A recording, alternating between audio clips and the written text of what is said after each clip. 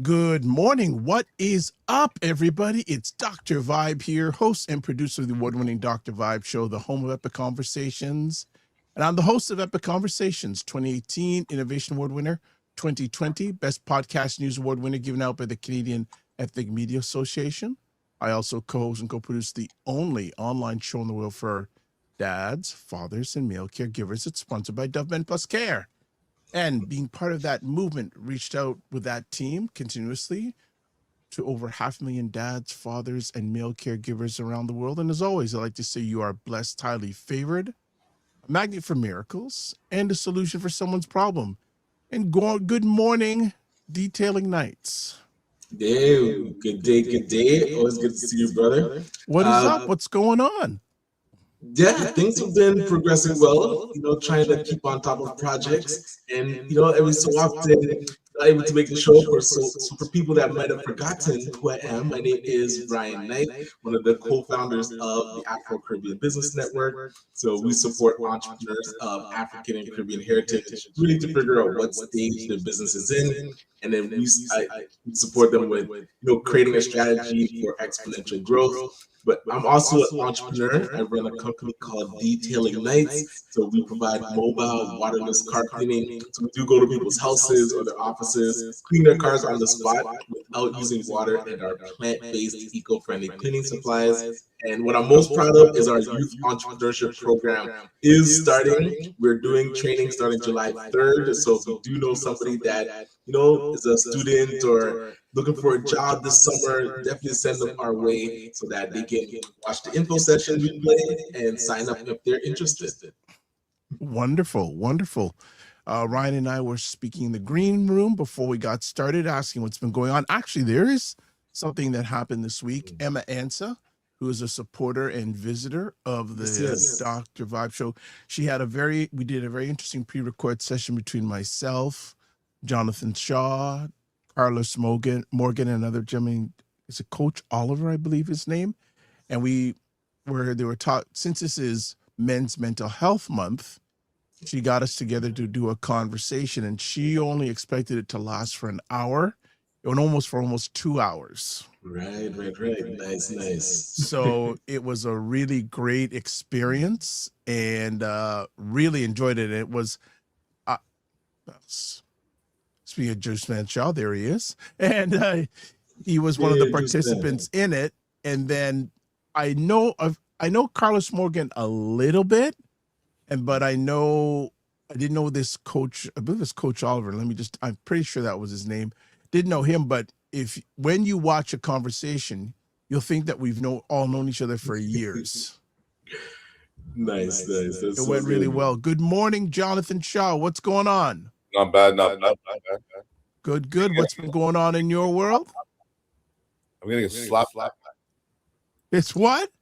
Yeah, I hear a little bit echo. I'm gonna echo. Who, me? Yeah, whenever you talk, I'll slap back.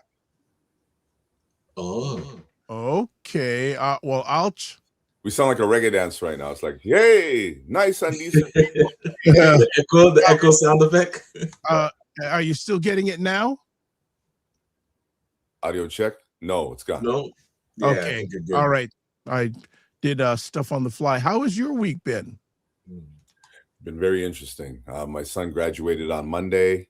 Nice. Graduated from high school? Grade 8. Grade 8, nice. Oh, same with my daughter, grade 8, yeah. Oh, did your daughter graduate this week too, Ryan? Last week. Was it last week? Yeah. So she had her graduation last week, and then this week was final week of school. So summer break has officially started, I would say. Dave and Buster's yesterday for the grade 8 grads. Nice. Okay. So you got graduates in the house. Mm-hmm. So next year they go into a whole new world. That's as much you're gonna get me singing, by the way. I only sing in the shower by myself, in the car by myself, because I tell people I want to preserve humanity. Okay, sure.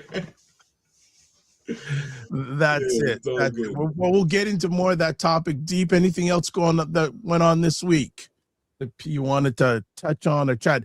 Juiceman, as you came to the Green, I was talking about the great conversation we had that Emma and Yes. Lisa hosted earlier on this week that actually comes out tonight at 7 p.m. on Emma Ansa's YouTube channel. Actually, we'll talk about this. Well, no, I was gonna chat about I was gonna put something, I'm gonna pull it back for another time. I'll just leave it at that. Okay. But if nothing else, Well, I did want to make a quick shout out to Uche Okobo. And I'm not sure if you know Uche. He actually works at the city of Brampton in their foreign direct investment office, but he's a avid and very engaged Rotarian. So I was able to go to the dinner gala for, they call it the changeover. So he's becoming kind of the district governor for Rotary. It was District 7080, but it encompasses like Toronto, Brampton, Mississauga, Innisville. It's a big area. So I just wanted to say congrats to him for becoming the governor. I know he had been president of the Rotarian Club for the Brampton club. And there's 5 Brampton clubs, but they're the one called Rotary Brampton. But yeah, I just wanted to say congrats to him. It's well deserved. He's a great guy. and I hear about that organization periodically, but I don't hear about them enough. Yeah, and the size and I guess international reach of Rotary, they're big, pretty impressive. Like it's massive. So they're big. They're seriously big, that organization. Because I think just in that district there's about 1,400 members, and I think there's like, I don't know, 8,000 or 10,000 districts. I'm not sure how many districts, but just the one that they're talking about. But I didn't know. So all the districts do their changeovers around this time because I guess their year starts July 1st. So everything happens like that last week of June. So pretty much this week is full of all these changeovers happening all over the world. So I thought that was pretty interesting. Was the event well attended? Yeah, packed house. I think I posted on my Instagram, so Sir Ryan Knight, but also on the ACBN one. So if people wanted to check out a couple of the pictures and the videos. You know, and this is something I want to, well, before we go to break, just really quick, I was having some conversations with people lately about attendance at live events. Yeah. So both of you gentlemen go to a lot of live events. Are you seeing live events still like getting good attendance these days? It depends on the event. It depends on the event. If it's it was a concert, day party, one of those shishi poo poo events where you pay like $300-400 for a ticket, you're seeing that sort of stuff. But if someone's trying something new, no. Gotcha. Well, I'm always impressed that they can sell out that new Rogers Stadium at Downsview because it's like 50,000 capacity, and I think Bruno Mars sold it out. And right. So that I feel is showing that in person is definitely back. And again, this event I was at yesterday was sold out. But I think people are making the decision between, does this need to be a live event? Could it just be virtual? And so if it should be a live event, then I think people react well. If it should have been just a virtual Zoom call or webinar, then I don't think people show up in person. But I'm curious, Juiceman, your thoughts about when people do it hybrid. Do you think that hurts in person? Because they say like, hey, it's going to be streamed. So people just be like, oh, I'm not going to go and just watch it online. It's 6 of one, half a dozen of another. I find that if I have to be somewhere where I have to drive and I have the ability to stay home, you're not seeing me. You're not right. not go out my house because again, it's economics. Right? Like if you have the ability to stay home, then you're going to stay home. I find that like also funerals definitely for a lot of people.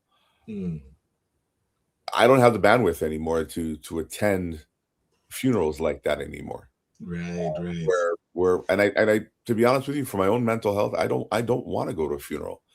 You know, it depends. Like if it's somebody like you guys who we talk all the time, yeah, I'm gonna go. I'm gonna definitely go pay my respects. If I could go to the viewing, I generally attend viewings in person. Right. But the whole funeral thing, I'm not trying to be there. Interesting. Also because it's yeah, man, it's a lot, man. I don't want to remember you like that. I really don't. I really don't. Makes sense. Yes. Okay. All right. I think this may be a conversation topic down the future, or the whole live events thing and going to events and the economics and all that. So we will put that in the back pocket, as we say, and we'll certainly catch that up in a further conversation. And now there are comments flying in, people flying in with comments. Okay, so what I'm going to do is this, and then what we're going to do is we're going to take a break, and we're going to go back to our theme today of with our youth graduating, moving forward. What's the future for Black children? So we'll be right back. When we come back from the break, we'll do housekeeping. They'll get right into the conversation. So keep it locked on the Morning Vibe. And what I'm going to do today, I don't know. Today's one of those days. All right, let's do.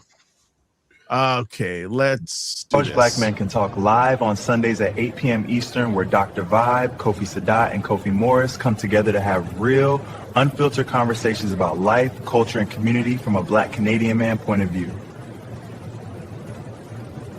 Watch Primetime Saturdays on Saturdays 5 p.m. Eastern, where Aisha K. Staggers and Laura Lala Key try to make sense of the nonsense in American politics and culture.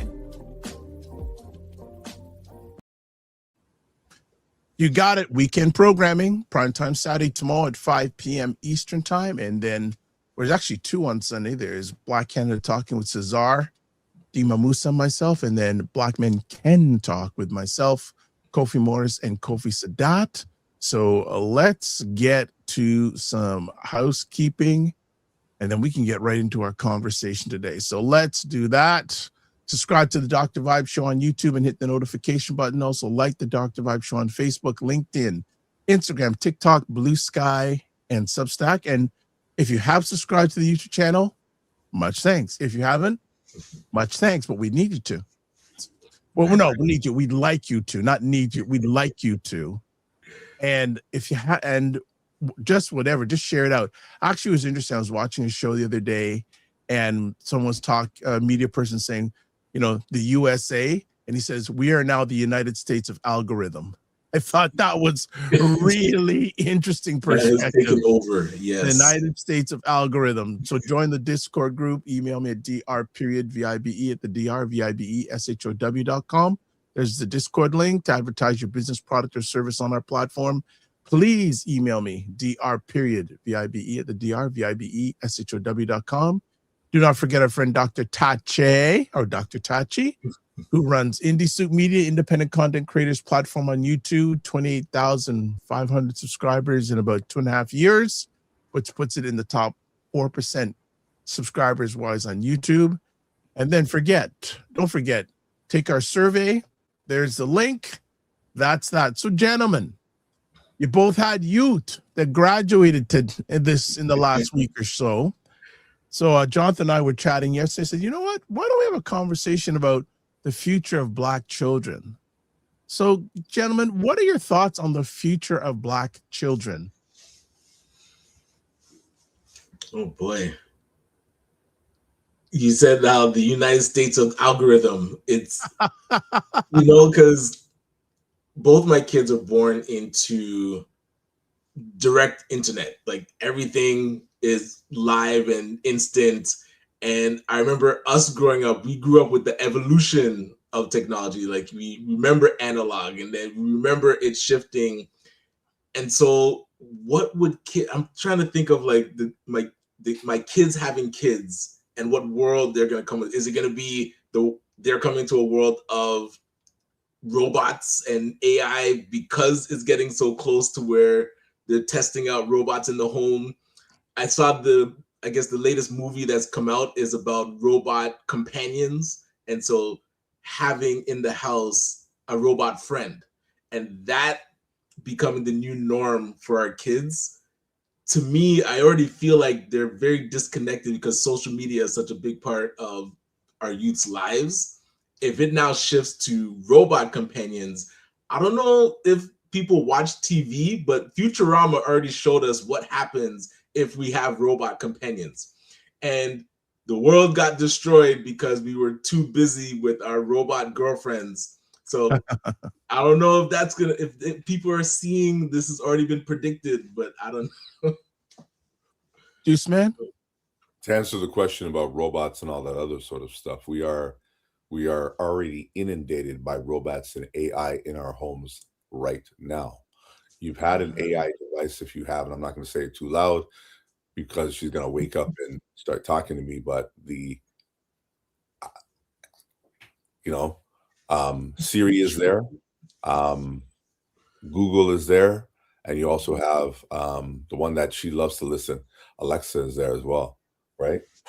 And you for robot technology, there's things, we've had robots in the home for years, from our kids' toys with the AA and the double D battery toys. We've had them where we were able to program them and talk to them.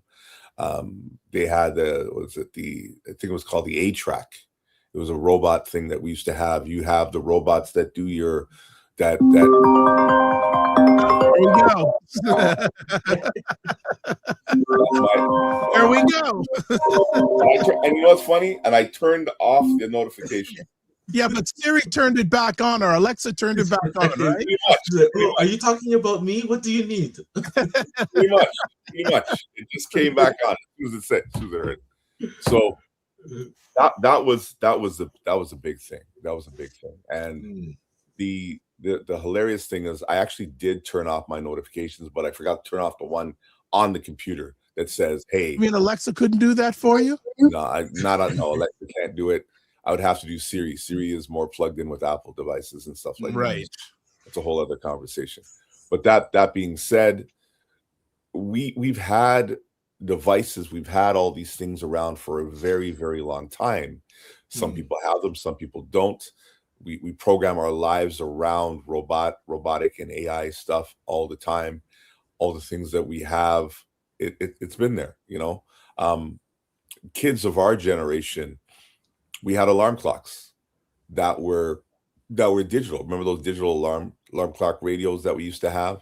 And that's so we have been plugged in for a very long time. And if you're one of those studious nerd egghead kids like me, you were able to program as I remember as early as a VIC-20, I would be able to set timers and do different things with my computer, or Commodore 64 later, or the Trash 80s, or if you had a Wang computer or anything like that, you were able to get certain things done.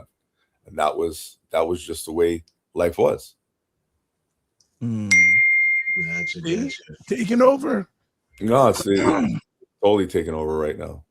And I literally turned off my alerts. So I'm gonna have to go in my settings and turn them all off now. Oh my gosh. So let me ask you, gentlemen, some lived experience when we talk about the future for Black children. Let me ask about your own. When you think about your own childhood, what is one thing that you got helped? What's one thing that helped you as a Black child, and one thing you wish you had?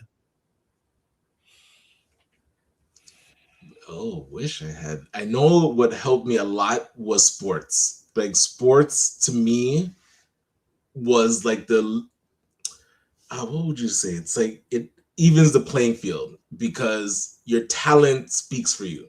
And so playing baseball, not a lot of Black kids are playing baseball. So I don't ever feel like I was thinking about, my race and interaction with other kids, because it was always competition.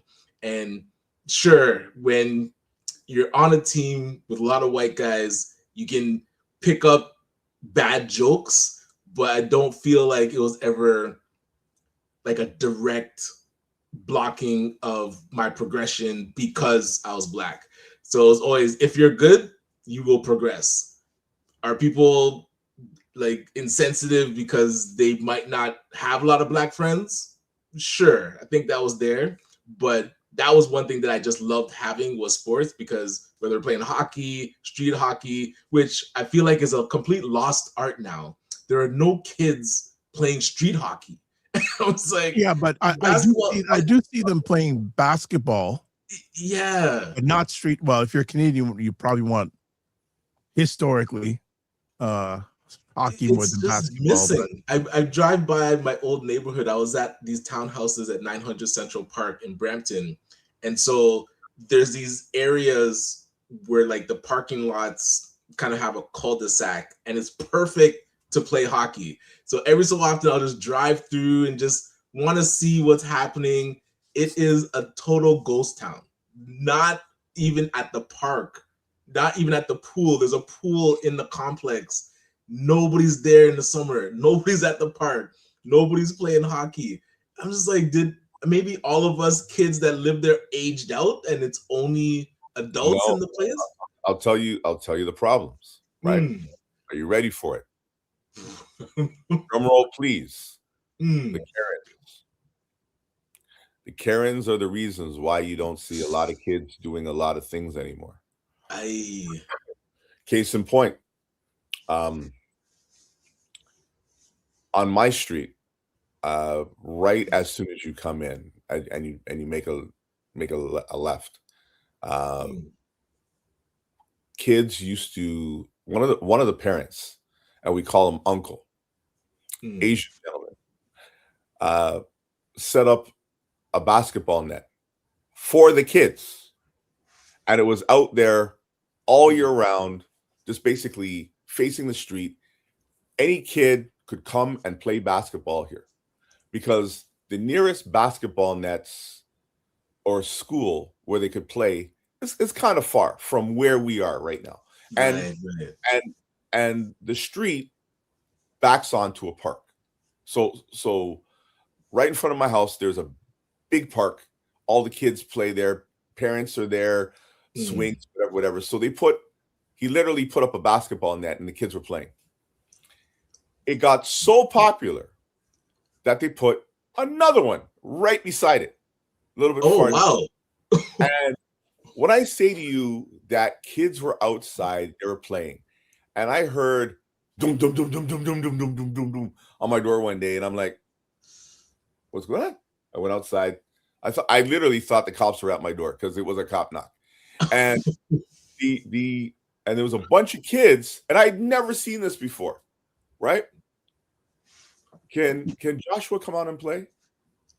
I was like, your heart must just swell up. I was like, what? Of course he can. Yes. But unfortunately, he's not here today. I don't have him. Oh, yes. But I told Joshua, I was like, they came for you. I don't know how they and I was like, and then they would knock on the door after that, and I'm like, my childhood is back. I feel good. You know, I mean, it was like these sounds that I'd never heard before. Exactly. Pounding on a door, asking if your kid can come outside. And I was like, come on, go out. Yes. And somebody or somebody decided to call the cops on the children. Come on. By law enforcement officer, and ban the kids from playing on the street, because yes, it is illegal to play road hockey or basketball or any of those. Oh my goodness. In Canada on the road. And I was like, what are we talking about? I was like, I don't know who did it. I really don't know who did it. But there was a couple of families that would always park their vehicles on the street. And that's one thing that I will say, because the kids played on the road, the bylaw enforcement people, when it came to people parking on the street, they'd never ticket anybody, because they knew they were playing, and they knew that some of the parents would drive over with their kids, or the kids would bring their bicycles over Mm. and they would just play in the park. And we've had that kind of freedom, you know, where you don't have bylaw officers coming around all the time doing certain things. But Right. it I don't know. That is total madness. And it reminds me of when we used to play street hockey, because we were in the parking lot, so we're cars are parked. And thinking back, how cool the parents were, because we'd be body checking people into the cars, the ball would be hitting the cars. Not one time do I ever remember an adult coming over and being like, "Yo, why you kids touching my car?" You know, it was everybody just understood. I remember them doing that, but yeah, continue. Right. It's like, it just, no, like, I don't remember that Karen attitude happening. And we were like touching people's cars, so it wasn't like we were perfect and, you know, like we never touched a person's car. It was happening, but it was just never like the parents just knew the kids were playing. It was never like, oh, we have to shut that down. So to hear that story just irks, because we try to get our kids out of the house so that, one, they can interact with other kids, and two, so that they can get off the devices. And then it's almost like you're pushing them back inside. You're like, oh, you want to bring the police to be telling kids they can't play basketball, is totally backwards to what I feel Karens are saying online and on TV. They're like, oh, the kids are just on social media, and now Prime Minister Carney is trying to ban social media and shorts on YouTube. So clearly, enough people are complaining that kids should get off of devices. But then on the next hand, you have these people that just don't want to see kids outside disrupting their peace, which, like, I can't understand how both things are true right now. All right, if I have permission to step in for a second, we have a few comments I'd like to share. Frequency Event Promotion says, good day, Dr. Vibe, Yeah. Ryan and Juiceman. He also says, not sure if this is on topic. Reddit posted shared. Companies are, rehiring staff because AI is costing more than expected. Who knows about that? Actually, here's another unrelated story. I was reading a report yesterday that Kawhi Leonard wants to come back to the Toronto Raptors. It is so wild you mentioned that man's name. I just had to school my son on 2019 and Kawhi Leonard's run with the Toronto Raptors. I pulled up the YouTube video, and because he has something wild, like, oh, nobody has ever hit a game-winning shot. And I was like, whoa.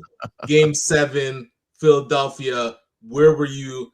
Clearly you were alive. So we need to watch the entire recap of the 29th season. So I sat him down. Okay. And so that was just a beautiful time. All right. Another comment here. Yeah, that happened to me. Hold on. Okay. All right. Okay. Ryan, I did Game 6. Yes, he did. NBA Finals, TSN clip, where it shows that game-winning shot by Kawhi Leonard and all that other sort of stuff. So if he needs a history lesson, I have no problem. I will send you the YouTube link where it's still there 7 years later, that he can say, this is exactly what happened. And Kawhi Leonard, all his highlights are in that 2 minute clip. So I'll send it to you. Please do. It still gives me goosebumps. That is just magic. Through. There we go. Someone's saying here, yeah, that happened to me with my kids. I was like that. What the 80s are back. Another person says, education, please let your children do their homework and read books in their spare time. Take it from a single mother of 3 adult university graduates. Another person saying, love that. Football tag, of course. I remember we used to play football, like touch football on the street, and going, that's crazy. You can really mash up yourself, but it was a lot of fun. It was a lot of fun. Tackle football in the snow was, but on the grass, not on the pavement. Yeah, not on the pavement. No thanks. No thanks. Not on the pavement. Let me ask also for both of you. For those raising or supporting Black children now, what's the biggest challenge you're hearing them tell you that they're seeing day to day with their kids, and either from your own experience or from other Black parents' experience? Is it school, safety, mental health, or something else? Oh boy. I'll give it to you. The number one thing, there's no deterrence. There is no deterrence for kids not doing their work. That is the biggest problem that kids face right now. And I'll say it this way. You can have children miss the majority of the school year, write a test and pass. You can have the majority of kids be late for school almost every day and not have a detention.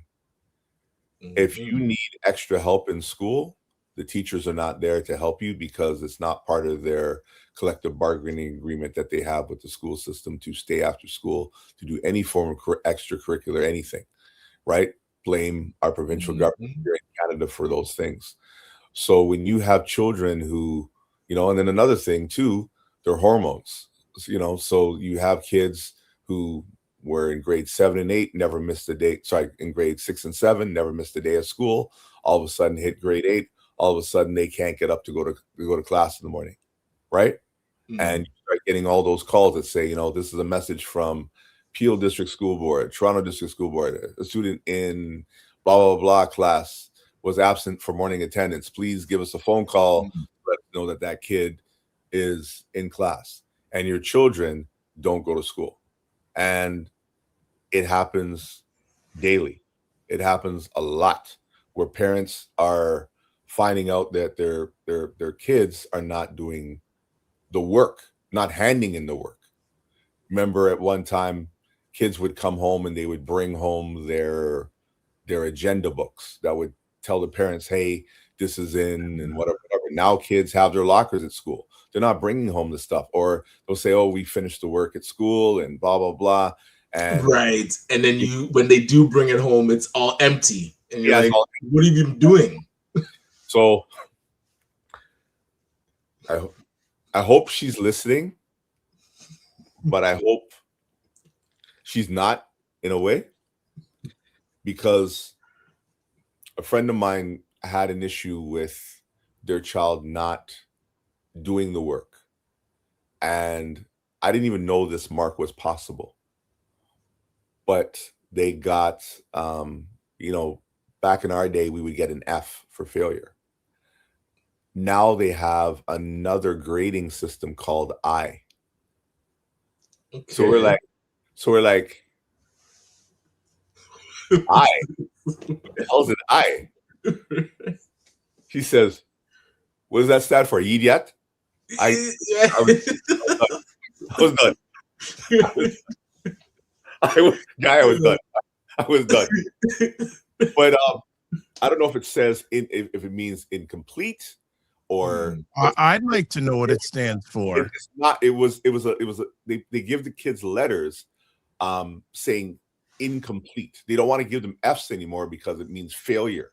So all these terms that they've been putting out in the world of education from a non-educator point of view, it's like if I didn't have to go to class for the whole year and I could write a test and pass, why are you making school mandatory for? True, exactly. Right?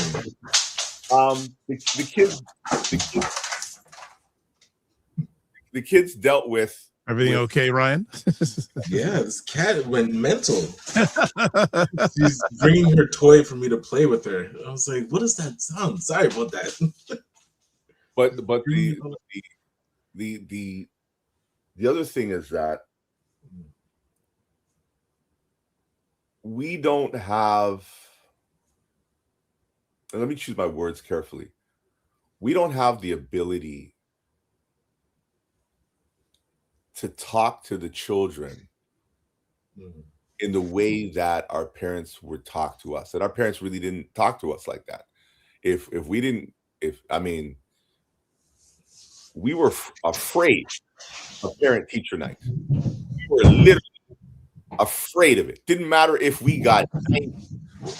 Didn't matter if we got, straight A's. We were afraid of parent-teacher meeting. You know what I mean?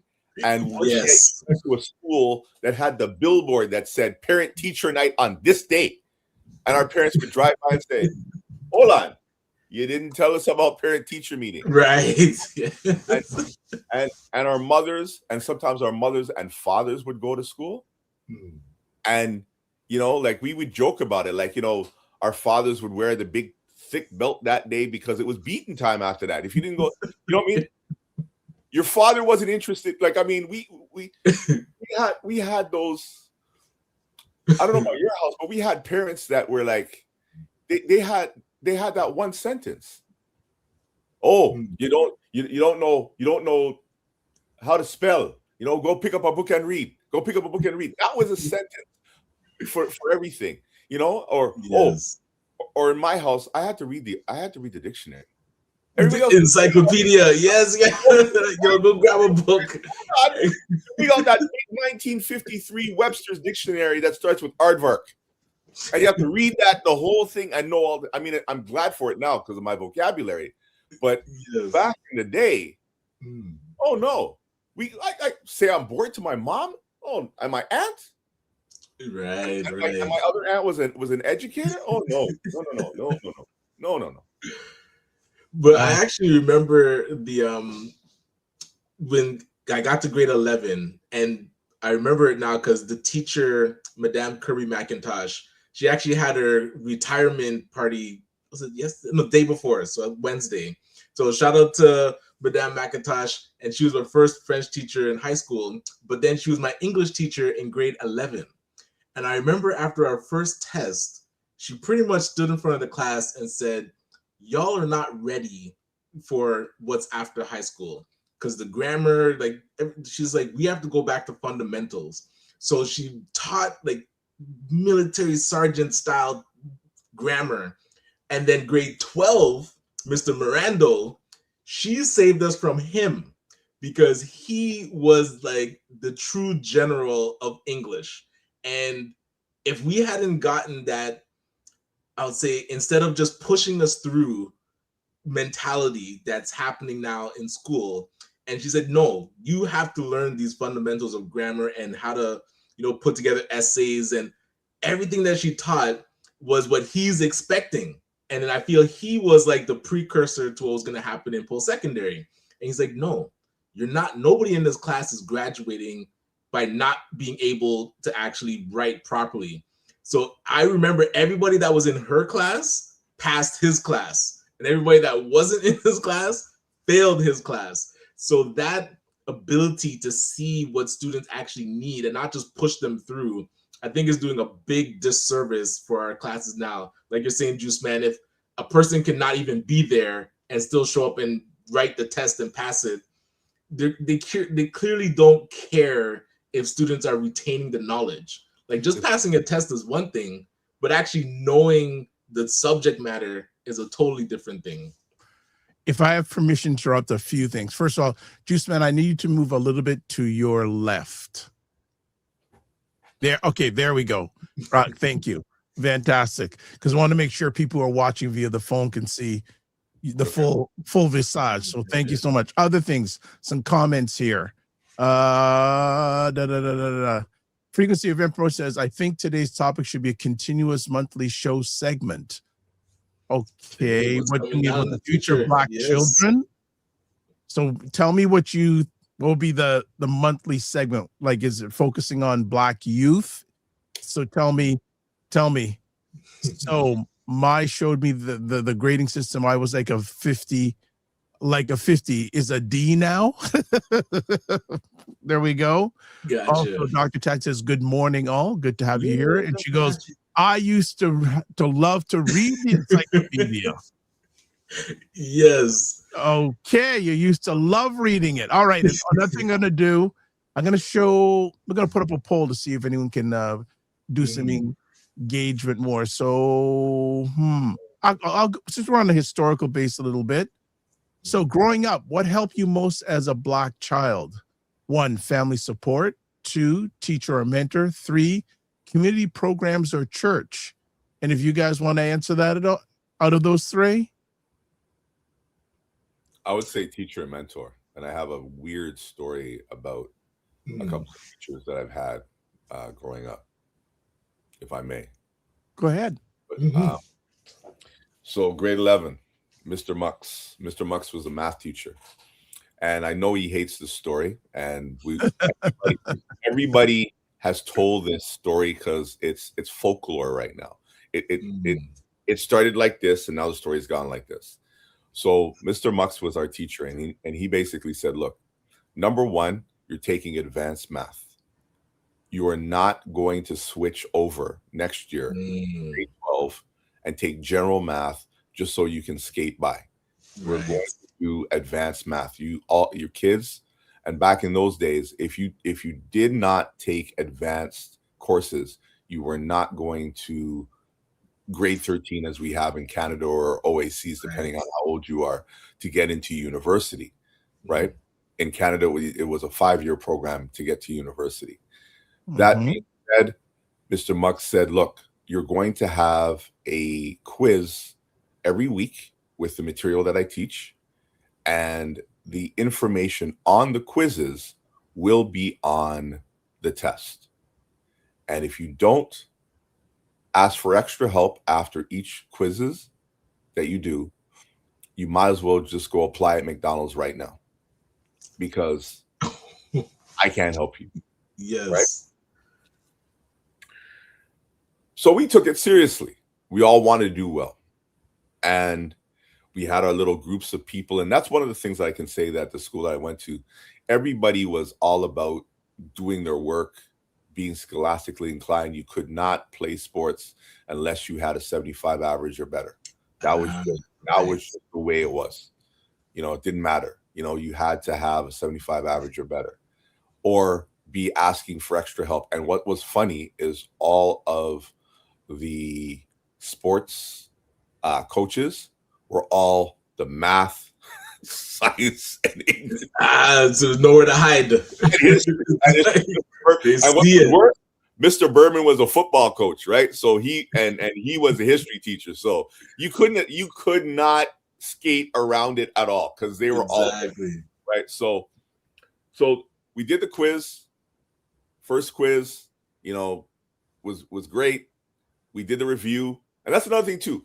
Every time there was a test of anything we did, the quizzes, there was always a review.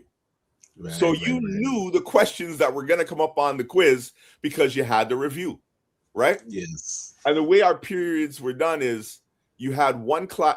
Sometimes test day was always when you had a double period of that class. Sometimes they were together. Sometimes you went to lunch and you came back and you had the same class again. So the way it worked out was we had the review, then we wrote the test. So we would always tell certain kids who were skipping class, yo, it's review day, man. Don't be skipping today. No, whatever. No, whatever. And they failed a couple of quizzes and whatever the case may be. Then we had the review for the first test. Right? And it was generally all the quiz questions in order. All Mr. Mux did was take the 4 quizzes, same questions, put them on the test, and we went and rewrote the test. So we're literally flying through it. Like, we had a whole hour to write this. We're like, here you go. We good. 20 minutes. And then 1 or 2 people are like this, like their head is like this, and they're whatever. But again, you don't say anything. And we're leaving the test. We're like, no, that was easy, man. Dapping each other up on dapping each other, blah, blah, blah. Right? So next class comes along. And in those days, it's not like now. They gave out the papers in who got the highest order. So I'm like the 3rd person who gets his test. And then he's handing out the tests and whatever. Then he gets to the kids who failed. And literally goes back to his desk, pulls out some pieces of paper, and staples a McDonald's application to the people and hands it out to them and puts it on the table. and everybody got the message. If that was today, you'd have the parents screaming, "Oh, you can't do that. You're telling It'd be a whole town hall discussion about it." Listen, it was the greatest motivating tool ever. And then I had another teacher, Wason Choi. God rest in peace. Wason Choi, I had him for COM 300 when I was taking radio broadcasting at Humber College. And he was my English teacher. That's what they called COM 300, communications. And he got my paper and I wrote it and I handed it to him. And he looked at it and he pulls me outside of class at the end of class. And I go, "What's up?" He says, "I was reading your paper. I just skim reading it. And this is garbage." Hey, what? He goes, "Jonathan, you're going to be writing for radio. You're going to be writing as a director. I need you to inspire me.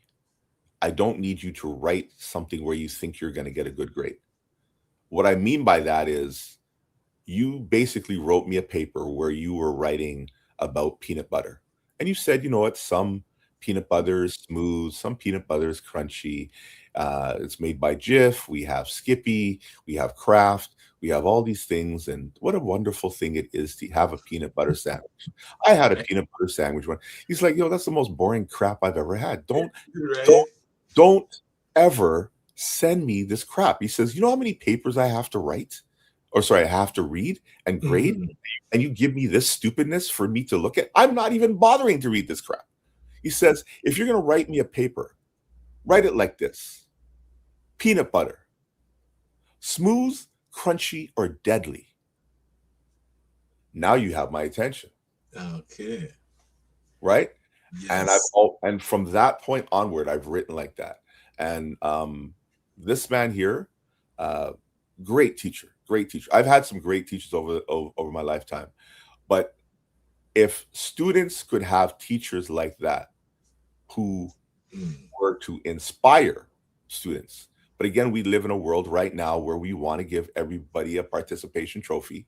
If somebody, can't run a mile, all of a sudden, they get exempted from it. Or why do I get, why, it's all this thing where, little Johnny can't do this, and little Johnny, why are you making him feel away? And I mean, Ryan, you were talking about it before with sports. There has to be a winner and there has to be a loser. But now everybody gets a participation pin. Right. Exactly. I'm not putting no participant. My kids know better. If you bring a participation trophy home to the house, it's going. Leave that in your locker.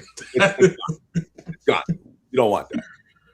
But that's where the teacher taking that extra time to just know your potential and say, you know what, we're not, because easily he could have taken those papers and been like, okay, if this is what they're submitting, and whatever happens in life to this person, so be it.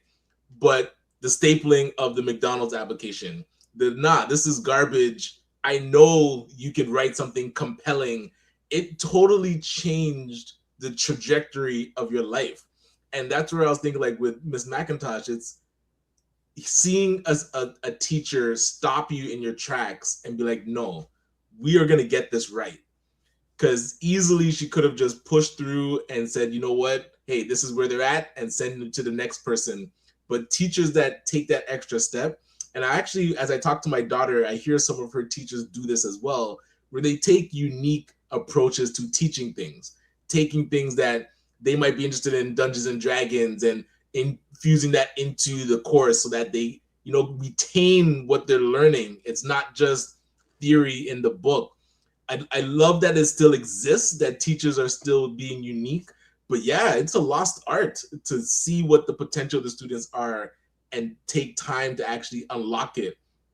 That's what we're expecting from our teachers. We don't want to send our students to go learn, or our kids to go learn, and they come back the same. They're supposed to come back, I would say, a bit better off than how we sent them. If I can jump in again, just some comments that are flowing through here. Katrina says, family support. My family is a big advocate for reading. Yes, yes. Okay, right says, fundamental. Yes, yes. All right. Also, Dave Lindsay's in the house, says, greetings, brothers. Great topic. He also says, the quote, no child left behind, unquote, has done more harm than success, especially since teaching style has changed. There are way too many teachers that have adopted the babysitter method. Oof, gotcha. Question here for both of you. Good morning. What can we do to encourage more young Black men to consider careers in education? Interesting question. Yeah, okay, Juiceman, do you remember any Black male teachers that you had? One, but I will be the first one to admit that I got into the education system as well too. I started teaching courses on how to speak, how to actually engage with people, because I found that a lot of people had been taught to use what teachers refer to as an inside voice. And I've been asking teachers every year when on the first day of class, what's your inside voice? What does it mean? What does it mean? Because what they've done is they've told people not to be able to speak, because you tell kids to be less expressive in the way that they want to express themselves. If you need quieter, that's one thing, but don't lose this. Don't lose those pipes. Don't lose that voice, because I can't tell you how frustrating it is as a person who deals with sound, or a person who is doing sometimes conferences, and you get somebody up there who can't speak in front of a group of people, and the person behind them, their voice is carrying to the back of the room, and you get some person who stands up there, hello everybody, I'm here to give a speech. Could you speak up? Oh, I don't know. And people spend thousands of dollars at Toastmasters learning how to speak effectively, when at 5 years old they knew how to speak. They knew how to speak. You know how easy it is to do it, to take a 4 and 5 year old who cannot read. I can bring them into a studio and say, hey, just follow what I do and voice this. In and out of the studio in 15 minutes. An adult with all their bad habits because they can't speak. Right. Well, short little story about your question, Nurse K, and always good to have you here. For those who may or may not know, my dad was a public school teacher for 38 years in the same public school. So when I was younger, okay, after I graduated from university, okay, I want to become a teacher. So I became a teacher's assistant in a school where it was the same principal that he had for most of the time that he was at his school. Most of the staff there, great experience. Like work-wise, one of the greatest environments I've ever been in. And also the principal, he was an amazing guy. Because especially back then, we need more Black male teachers. We need more teachers. So applied the first time, didn't get in. Applied the second time, was on the waiting list. And I said, you know what? I don't want to become a lifelong applicant. Now here, we're in January 26, 2026. We still have the challenge of not enough Black. You know how many people still come and say, you know, you should be a teacher? Said, what? Yes. Right? I'm going, that what? And, you know, maybe a deeper conversation, Nurse K, about, and I think it's another great, why aren't there more Black male teachers? I know there's a number. Go ahead. I'll tell you why. Exactly what you just said. I'm one of the so now you have to be vetted. You have to be vetted when you do any sort of thing with the school system. So for me, I tried getting on the vetting list, and the only reason why they kind of bumped me up a little bit is because I went to a Black organization that actually gets Black people vetted with the school boards. And here in Canada, I'm trying to get part of the Toronto District School Board. So I had to, go through all the vulnerable sector checks. I did all that sort of stuff. I gave them the material that I'm going to be talking about. I had to give them transcripts of exactly what I'm going to say to the students because of what's been going on. Wow. Come on. Stuff, whatever, blah, blah, blah. Yes. I've been waiting for this. And Dr. Vibe, you're right. There's many people on the front lines who are, taking your applications in and doing the work for you, but the back end for your approval isn't happening. And now that the provincial government has stepped in to do this, it's red tape. Yeah. So you're sitting there going, okay, well, yeah, I didn't want to become a lifelong applicant. So I tell people, well, I help teach people globally now. Like the classroom was just too much, but it's still the same thing. Where are the Black male teachers? Part of it is the process that you have to go through that other probably cultures don't have to go through when you apply. So another person saying, yes, teach. Katrina says it is very important to grab the reader's attention. Someone saying here, my principal was Black. Hey, another person here saying you just got to look at the children now and their education. Half of them don't even know how to read or write in basic math. Oh my God, basic math is like foreign language to them. Another person saying it's by design. Katrina, always good to have you here. I had 2 male professors throughout my college career, both in probability and statistics. Another person here saying wrestling coach taught history, and the other was basketball coach who taught biology. There you go. And reading is that piece. That was like my biggest fear, that my kids wouldn't be able to read. Once they unlocked the ability to read, I feel like that opens up everything, like academically, education wise, for them. And so that type of focus on kids reading should be mandatory, like foundational, kindergarten, senior K to grade 1. That has to be like, I can't understand how you can push children through a system and they can't read like that. Like it just doesn't compute for me. It's like math, of course, hey, some people are slower to get the concepts of it, but reading has to be foundational, mandatory. Like you can't pass grade 3 and can't read. Like to me, something is broken if that's happening. I'll tell you why it happens though. Because it's easy to fake. It's easy to fake being able to read. And I'll tell you why. Now, for myself, and this isn't even a secret. I stuttered really bad growing up. Okay. So I had to learn how to be able to speak aloud. And it's kind of funny, the career that I chose is actually voice acting, where I actually have to read. Yes. And I sucked reading, and I still do. I have to work on it. I literally have to get into the right headspace and do all these things to be able to read, not to stutter, not to do any of these things. And I still struggle with it to this day. That being said, children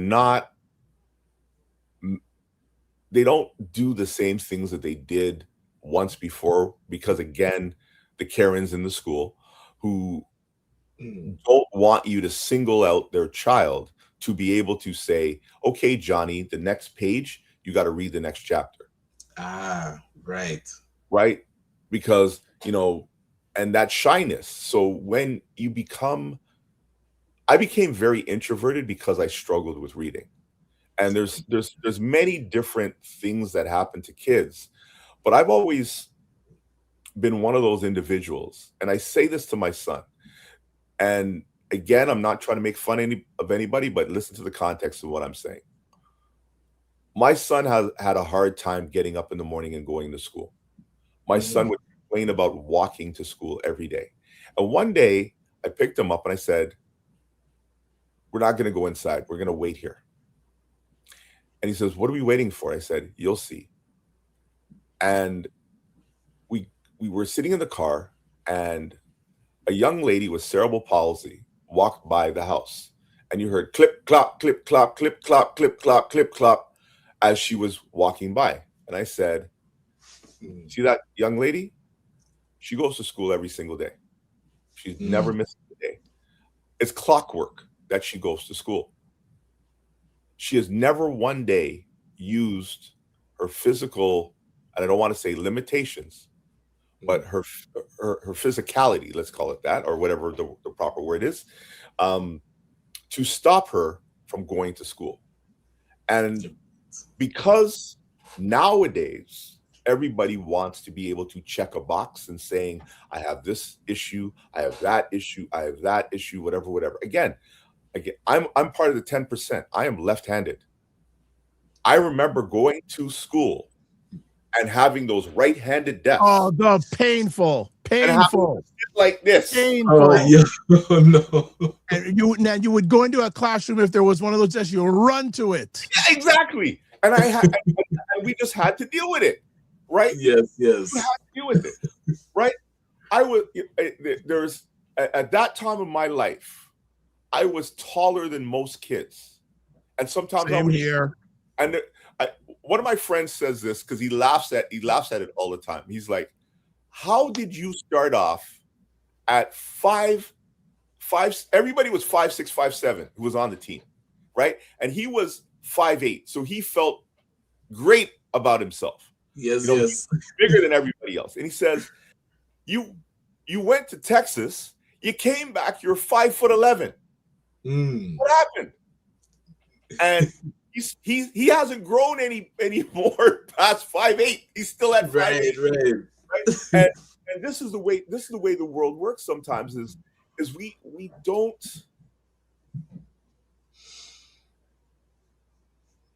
we make excuses for the things we find hard.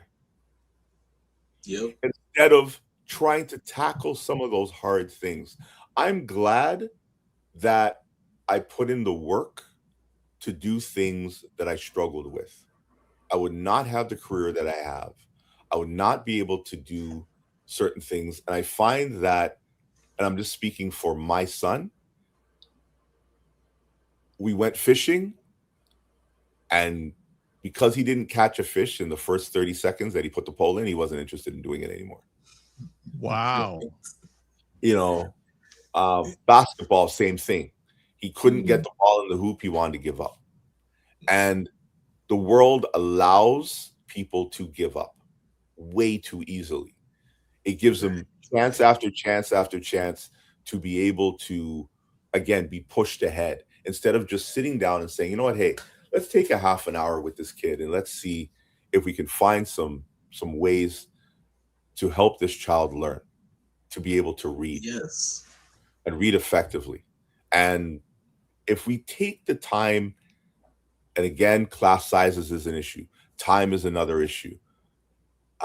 Tutors are another issue. There's some people who have dyslexia, but there's some kids who have a thing in math called dyscalculia. There's so many children, and I mean, it's a joke, but it's not. My kids, people of my generation would say, why do we have to learn fractions? Why do we have to learn fractions? Why do we? Where am I going to use this in life? Why we're never going to have to learn this in life, right? Okay. Well, hello.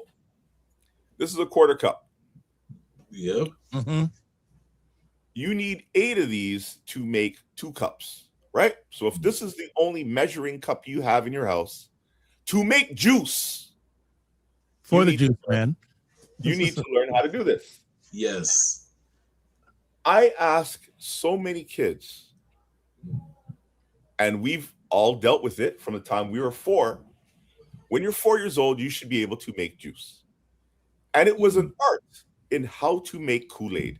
You read my legend, my Kool-Aid. It was an art. You had to listen. Because you were responsible for giving the family their juice in the house, right? Whether it be Kool-Aid, lemonade, whatever, the red. And it's gonna be critiqued, like, yo, who made this?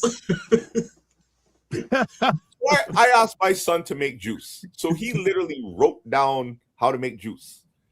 3 different attempts to make juice, and I was like, my gosh. And the second time I said, 2 cups, just take 2 cups. He's just putting in a little bit of sugar in the cup thing and thinking that that's 2 cups. I said, no, it has to be level. And I showed him how to make the juice and whatever.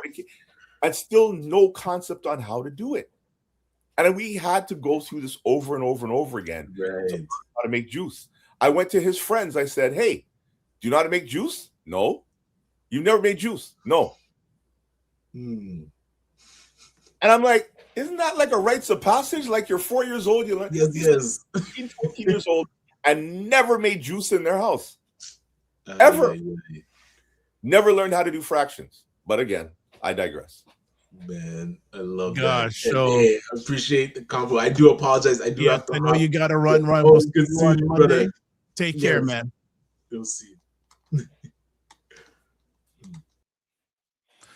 All right, we're continuing on with the show, and let me just do a little bit of a change up here, and we'll get to everyone's comments in just a moment because there are a pile of comments.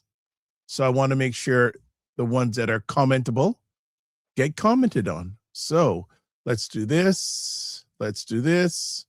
Sorry, we're continuing on. So let me get to some comments, and I'm going to put up another poll, but let's do comments first. All right. And I got a whole pile of them. So let's go do them in order here. Okay. Someone's saying basic math is no longer basic. They are teaching to code.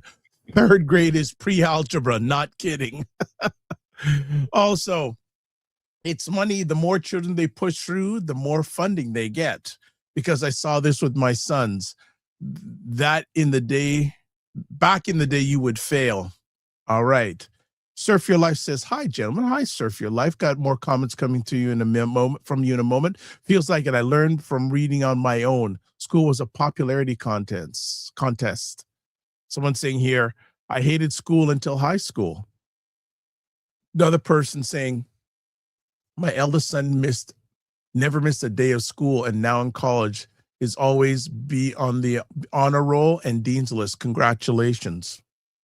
Left-handed people, yes, as well. We adapt easier than right-handed people. So you got two left-handers right on the screen right now. Also, someone saying pushing into the school system is important, but how we create, quote, Saturday school, unquote, within the community that addresses deficits and pours into our children, this would be a game changer.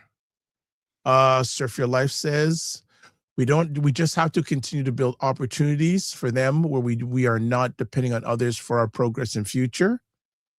Also, she says, also, we have to recognize that the school system is not the end all and be all for learning. Teach at home in the community as well as allow them to be rounded young people.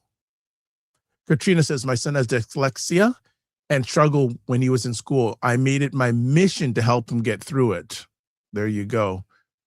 Surf Your Life says, juice son making juice. Laugh emojis. All right, so we're caught up with topics. Comments here. I'm just going to clean up, and then I'm going to put a poll on the screen. Let me just do that first right now. So let's stop.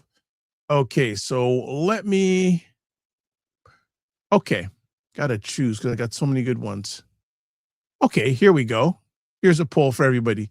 Do you agree that Black children today face more pressure than we did growing up? So press 1, yes, way more. 2, about the same. Or 3, less pressure, but different, should be challenges. So that's the poll we're running with now. And it's live in the background, but would love you to vote if you can. And let's see what else we got going on here. Juiceman. Okay. So Justin, I got a question for you. What's one specific change in schools that you believe would immediately improve life for Black children where you live?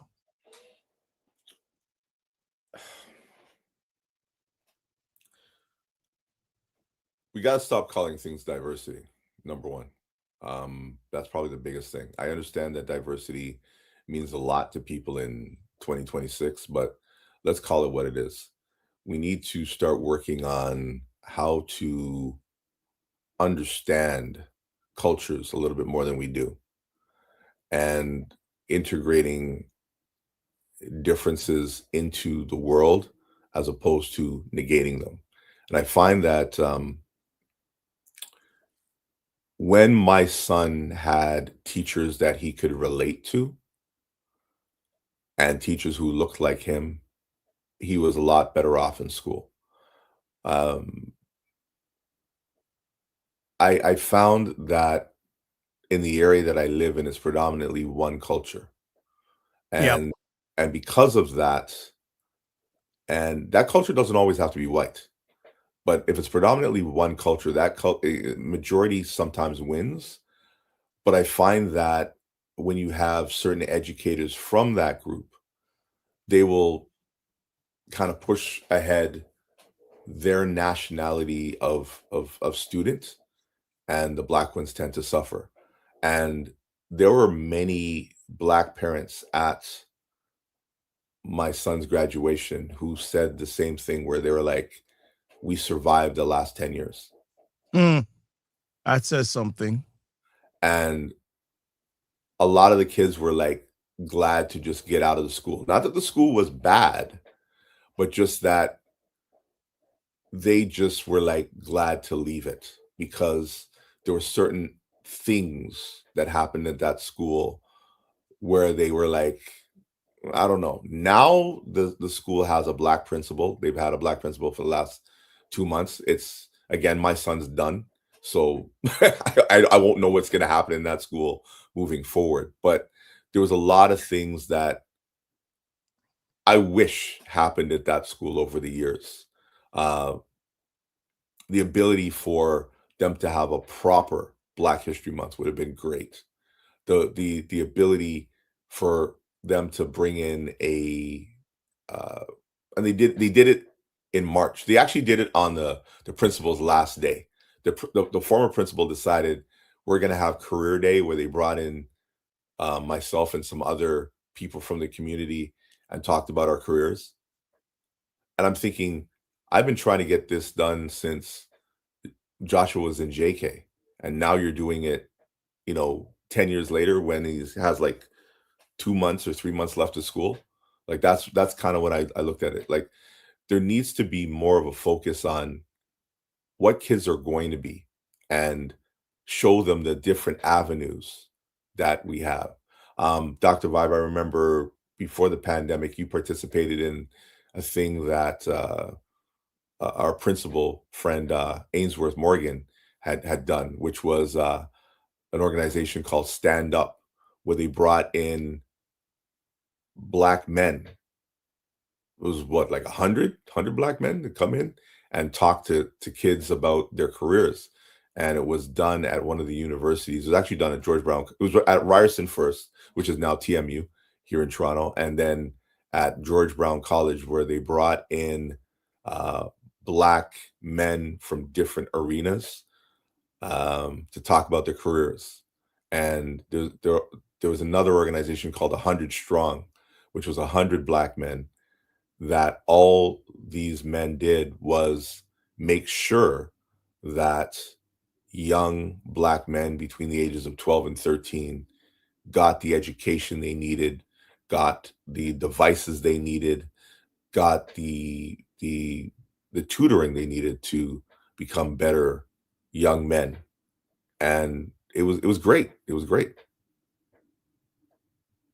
Nice. So glad to update our poll that we're running right now. Do you agree that Black children today face more pressure than we did growing up? Again, 1, yes, way more. 2, about the same. 3, less pressure, but different should be challenges. Thank you for the people that have voted so far. And you can only do this when we're on live. So if you haven't voted yet, please vote. We'd like to have you as part of the engagement we have going on here. So again, more comments. David says, put it up here. Got to get these things. So now parents are destroying their kids. Parents are the problem. Interesting. Also, pretty much, Surfy Life says, pretty much all 4 of my Black boys did not full enjoy their school experiences. Another person saying here, true, school is not interesting or fun for most children. And that's an unfortunate fact. And it's interesting, again, leaning back to my dad's years in education. He left education because he said the kids wanted fun. They didn't want it there to learn. And he said that, but also said the parents were becoming more and more challenging. But he thought that, like, in his day, school was work first, not fun first. And he said it was time for him to exit after that. So if says bring back after school at the school programs and bring back school spirit. Well, again, with the funding cutbacks these days, after school programs are becoming few and far between. Look at this. Boys to Men, they took out all these programs. Yeah. Katrina saying, back in the day, we had to go to the library, find a book, read it, and then write a report. Book reports. The good old days of book reports. Now in the days, children don't have to leave their homes. Everything is handed to them. Also says, back in the day, we didn't have the internet or social media. True again, too. True again, too. Yeah, we had reference libraries. You remember the days of reference? Oh, gosh. I remember I live in Toronto, going to the Metropolitan Toronto Library downtown, and also in university going to Robarts Library. And man, that's a whole other conversation. The one thing I'll say is this is I looked forward to learning things I was interested in. And we had a thing called electives where I remember doing things like, and you're gonna, again, don't laugh at me because some of the things I picked, but rocketry, where we learned how to build rockets. We had Dungeons and Dragons. Dungeons and Dragons. For a minute. They even had disco dancing as an elective, after, for people who like to dance. Like I can, and again, I'm not ashamed of it. I did as something to do for my balance, for my flexibility, jazz, acro, and ballet. So jazz, I can dance jazz. I did acrobatics and I did ballet. And no, I didn't wear a tutu. Don't even bring that up. But I was a very good dancer. Still am. But the issue is I did things that I was interested in, and my mother steered me into those programs. One of the things that I think is needed, especially for young men, young Black boys, and Black children in general, is more male representation in schools. If you can't be there, let's say, to do the homework and all the other sort of stuff, be there as maybe a lunch monitor, if you can get in that way. Be there to help with some of the programs that they have. I got my vulnerable sector check and my police check just so I could go on 1 and 2 school trips with my kids. I think it's also very important to involve yourself and make sure that there's this, and I know this is a conversation for another day, but I made sure that I got involved, that the school knew me. They knew that they couldn't just, and I find that schools do a lot of this with Black women. They tend to, when the mothers come to school, they look at the mothers like, okay, well, you must come from a single parent household. Yeah, that assumption. Yeah, the father's not involved. That's why your kid is so bad, because their statistics have shown that, when the male is not there, the kids are this, whatever, and blah, blah, blah. They love to throw those statistics out there. But then they see me show up, and all of a sudden it's a whole different conversation. And you have to, regardless if you get along with the mother or not, or if you get along with the father, you have to be a united front when it comes to the education of your child. I can't say that loud enough.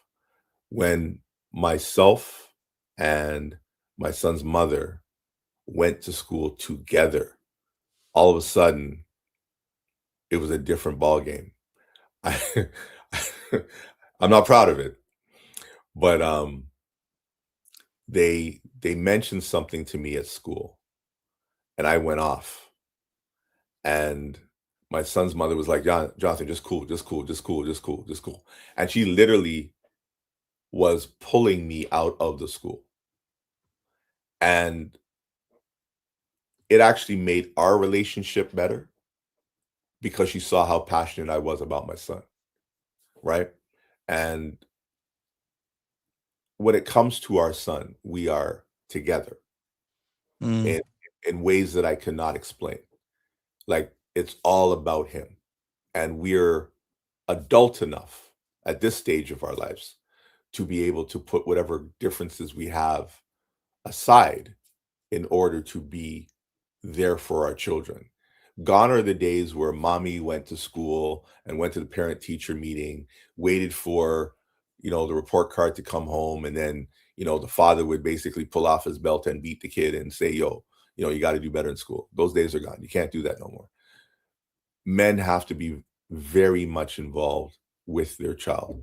We are seeing it. I'm not saying that we're not, because I'd be lying if, like, almost every guy that's on my Facebook, was at, and their kids are graduating, was very much a part and has been a part of the children's lives. But we need more of it. We need to change that narrative that that Black men are not involved with their children, and it's all about the Black mothers, and the Black mothers are doing it themselves, right? We got to take out that single parent narrative. If that is what it is, then that's what it is.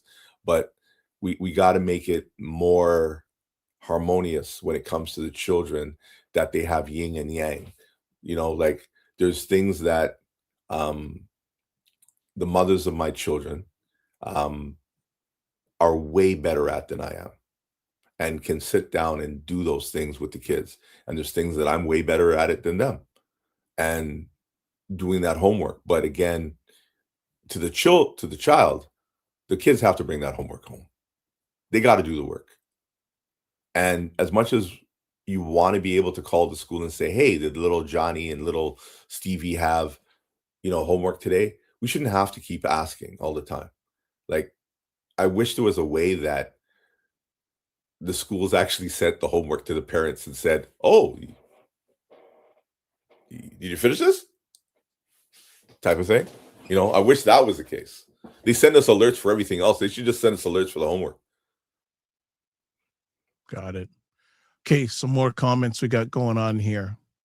Surf Your Life says dictionary and encyclopedias were my research sources. LOL. Another person is saying also stepping out of comfort zones helps. Surf Your Life says great conversation, guys. Keep up the great work. Have a blessed day. Right back at you. Katrina says my mother bought me this encyclopedia theme keeps on coming up. Bought me an encyclopedia for my 16th birthday. I was so upset. However, that encyclopedia stayed with me. I still have it. Wow. Love that. Chella says they want to learn something, but something should be interesting. I had great teachers that inspired and nurtured my curiosity. That was my point about fun. Excuse me. I come from a large family of educators. Another person saying here, discipline is key, especially at home. Interesting perspective here. I'm not Black. I'm Greek American. My father's from South Carolina and my mother is Greek, but it helps teachers and families work closer with one another. True. Katrina says, I agree. The conversation does change when both parents are present and involved in their child's education. And time 188 says, let's these fathers have some quality time with their children, because it's not working with all these baby moms blaming everything on baby daddies. Point I'll put out there, whole other conversation though, but very, very true. So I actually wanted to show the results of the latest poll that I put up. So do you agree that Black children today face more pressure than we did when we were growing up? So 75% said yes, way more.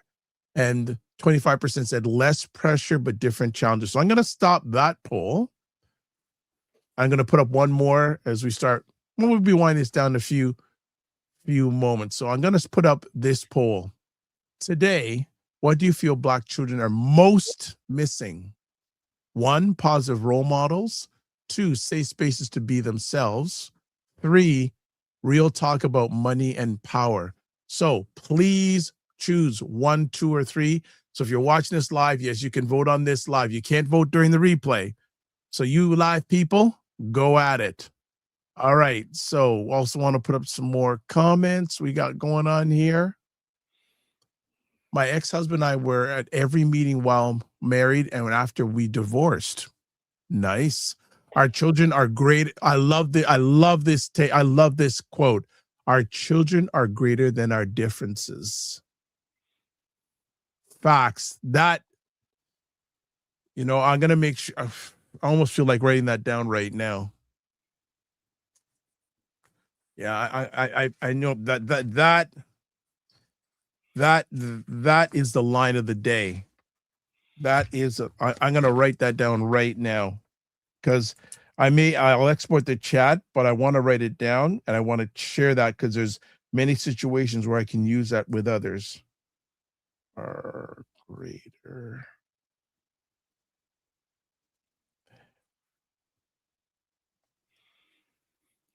As you do that, Dr. Vibe, if I can add this, one of the greatest things that actually happened at my son's graduation is the factor is that he called me over and asked me to tie his tie, and I was able to do it. Something that changed from when I was in school. But the greatest thing that actually happened was the dinner that happened afterwards and the conversation that happened with his mother and his grandmother and his godmother there that were present. So we all went to go out and eat, and we basically were just celebrating him.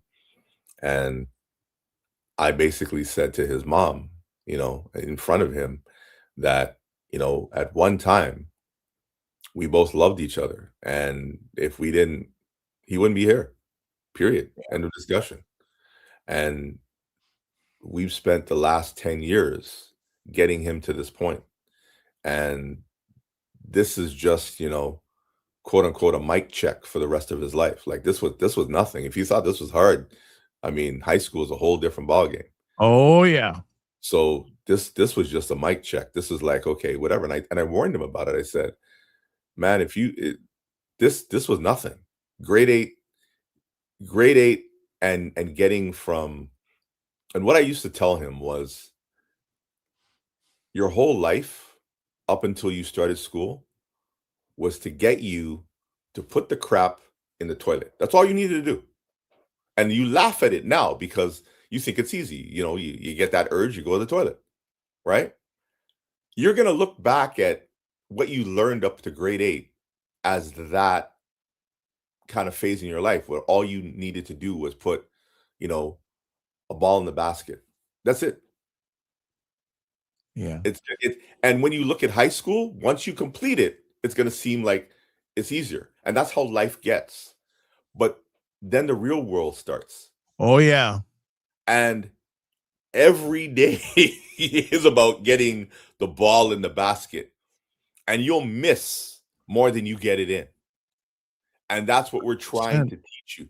We're trying to teach you that all the things you're going through in life right now are to prepare you for the real world. And the real world is not about putting you forward. It's about literally keeping you back on purpose. Nobody's giving you money for participation. You may get, I laugh about it now, but in the winter, I never used to buy an ice scraper because the police would stop you and, give you, ask you, have you been drinking? No. And they would give you a free ice scraper and you go about your business. And they would give you coupons. They'd give you certain coupons. Yeah. Whatever. Yeah. Now they're like, have you been drinking? No. Okay, keep going. They don't give you nothing. You know what I mean? So this, So this is where we are right now in the world, where you don't get anything for being good, but you definitely get penalized for being bad. Okay, again, we're just saying this, running this poll right now. Today, what do you feel Black children are most missing? 1, positive role models. 2, safe spaces to be themselves. And right now, everyone answering so far says real talk about money and power. Also, agreed, that quote about our children are greater than our differences. Someone says it's a great quote. Also, Bone Collector says the problem is Black men are abandoning their kids. Too many single mothers. That's another conversation topic, though, but it is related. Lastly, single mothers epidemic and absent fathers. Katrina goes deeper, says real talk and money. Some children go grow up to and become adults and don't understand how to balance a checkbook, how to invest or save money. I would like to see teachers teach more about real life. Is home economics even a course anymore? Or I correction, don't, well, no, terror system, I don't think so. correction, they changed it to family studies. I remember taking family studies in grade 7 and 8, but after that, not at all. Yeah. Red Mule saying, no, it's not a course anymore. Yeah, it isn't. No. Everyone's saying no. So there you go. Okay, I just dated myself. I'm sorry, but So okay, not now. No, not now. Yeah, agreed. So yeah, keep on voting, people. Keep on voting. Not so we're not going to be on all day, but we could. So let me ask you: if we were serious about Black children's futures, what's one thing as adults what is one thing adults must stop doing and one thing we must start doing this year? stop saying you can't do the courses that your children are doing right now in school. Like, don't say that you were garbage at math. We invented math. We invented science. We invented English. We invented history. We invented all the courses, all the core subjects. Black people were the ones who invented them. But to keep saying to your children that you're not good at it, then get good so you can teach them how to do it. How are you expecting them to do stuff that you can't do? That's half the problem right there. I didn't know how to do half the things I could do, but God bless YouTube. I had to learn because my kids were going to come up and ask me how to do it. They want their bike fixed and they want daddy to come fix their bike. They want to learn how to cook. There's certain things in life I didn't know how to make. Even though I'm a good cook, I had to learn how to make. I could follow a recipe. Okay, throw this in there, whatever, taste it, chef it up, and then boom, you're done it. But when it comes to their education, you have to learn, or they have to learn. And some of the things, I would go to my kids and I'd said, how do you have a smart device but do dumb crap on it?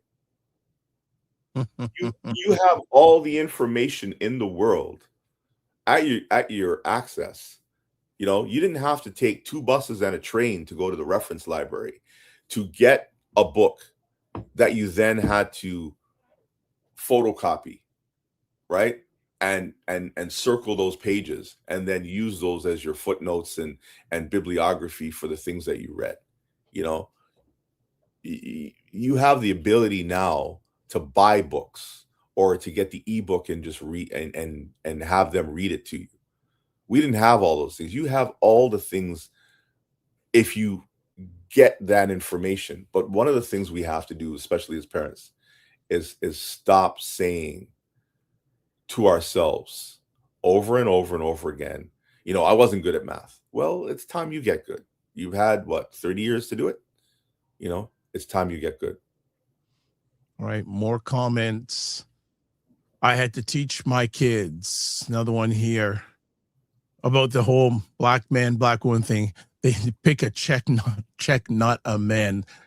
Okay. Also, there are some things, Chella says, that, quote, Saturday school, unquote, can address. Well, in the greater Toronto area, there is at least one school I know that operates on a Saturday for black children.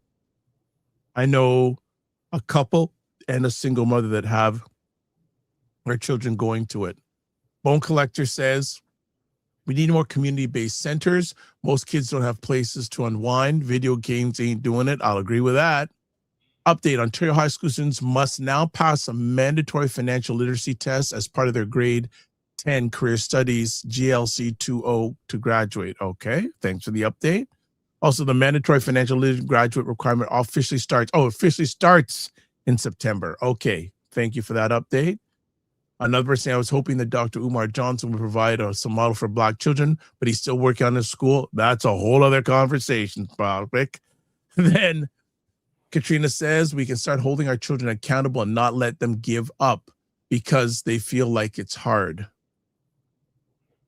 Another person saying, AI will write a paper for you. We'll do all the work for you. More pencil on paper. Agreed. Agreed. However, let me stop with that AI thing. Even though Chat GPT and AI can do all those wonderful things for you, they are checking now Oh, yes. where your information is coming from. So They have ways. you can't just floss it anymore like kids have been doing, where they're getting AI to write their papers for them. And because what it does is it takes how you were able to generate that information and where your sources are based on the bots that they use to get that information now as well. I can tell, as a writer, I can tell when something is AI generated very quickly. Got it. So imagine a Black child you love 10 to okay, let's put it, imagine your son 10 to 20 years from now. What do you want their life to look like? And what are you personally willing to do to help them get there? That's a question for everybody. But I'm going to put that in the chat.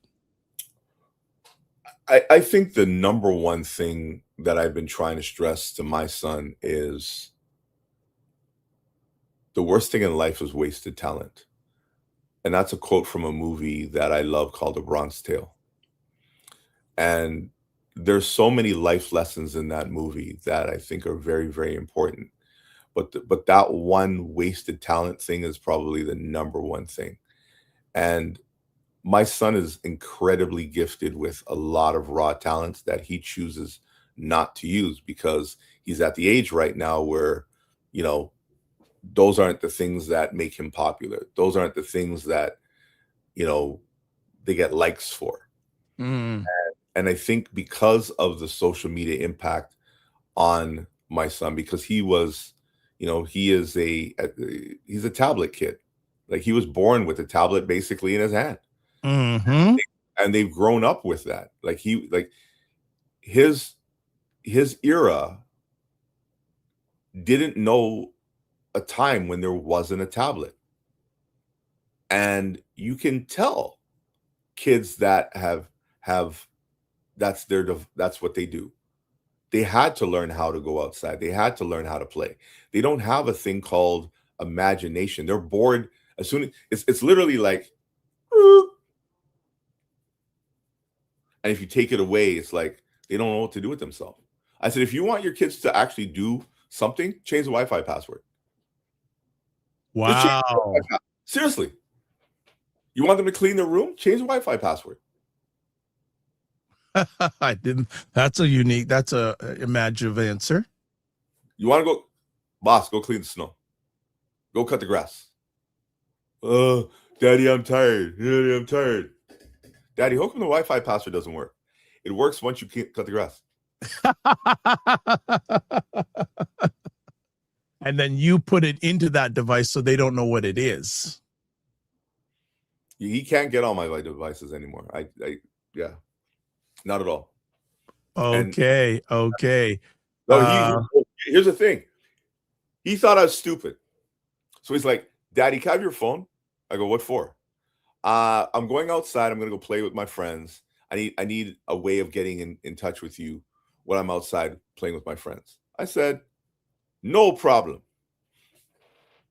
Went on Amazon. For $20, I got him a walkie-talkie. What? A walkie-talkie. There's some people who will not know what that is who are watching this live or on the replay. You think I'm stupid? I went and I got this nice walkie-talkie that he can put on his belt, walk around, and if I need to get in touch with him, all I need to do is call him on the walkie-talkie and say, time to come inside. You think I'm stupid? I'm not paying mortgage for a device where all I need to do is say, son, come inside now. That's it. Where are you? I'm over here. When I do an event, walkie-talkie. Don't need no phone. There you go. Time 18188 says, when the court system puts money before time with a child, a father doesn't mean anything to his children. And we have to be honest that I don't see no man keeping her mother away from a child. Okay. Katrina says, AI is a cheat code. These kids will not learn. Also, yes, teachers will run it through a database to see if you cheat. Katrina says, I will do anything for my children to achieve their career goals. I want them to surpass me. As they And, should. As they yeah, should. and LOL, I try with some of the walkie-talkie and all that stuff. LOL with the walkie-talkie. Man, walkie-talkie? What? Walkie-talkie? Listen, as I said, I am the device king. But, right? I'll take it back to the simpler time when all you needed was this to do what you needed to do. I'm not one of those individuals who is attached to my devices. My devices go ping, ping, ping like a ping pong machine. I got a lot of people who want things from me day to day, whatever, but I will turn off the phone. I'll turn off my devices. I will do things with the paper and pen. One of the greatest things that I got was a book from my Uncle Harry, and it has in all his designs that he did across Jamaica, across the States, and especially in Colorado where he lived in, and Texas, of all the buildings that he designed. His name is Harold Masso, and he's an architect. And to be able to sit there with a pen and a pad and not just write rhymes. That's when most times people, when they hear the word pen and a pad, they think somebody's writing rhymes. He would do all these wonderful drawings of all these wonderful buildings, and to be able to drive by and see the buildings that he created just because he used, his brain and thought of how to write them. He didn't use AutoCAD like they have. Well, AutoCAD is an old thing that they used to use. I don't know if they still use it, but to be able to draw with a pen and a pad and, have an erasing shield and have, the square, and make those lines, is a work of art. And to be able to do those things is great. I play the piano. I can write music, and I do it from ear. To be able to sit there and just go ding, ding, ding, and then remember all the scales. Now, yes, we have devices that can do that. But again, the one thing that they leave out is how to do an effective bridge. And if anybody knows anything about music, they know how important the bridge is to music. When it comes to writing, you write like this. You meander. Music, you meander. School definitely is meandering. You know what I mean? There's going to be highs and lows with school. And a lot of attention needs to be put more on allowing children to figure it out or find a way for them to figure it out. And I think we just want to push everything forward, and then we throw them out into the wilderness and say, okay, we'll survive. How?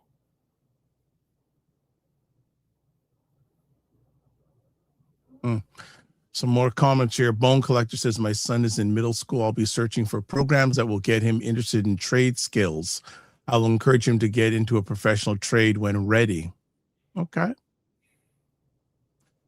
April Shower says, good morning, everyone. Good morning. Katrina says, architecture was my first major. Also says, they loved AutoCAD and they don't use it anymore. They loved AutoCAD and they don't use it anymore. And says, had to have a portfolio before even being considered into that program. Yeah, it's interesting.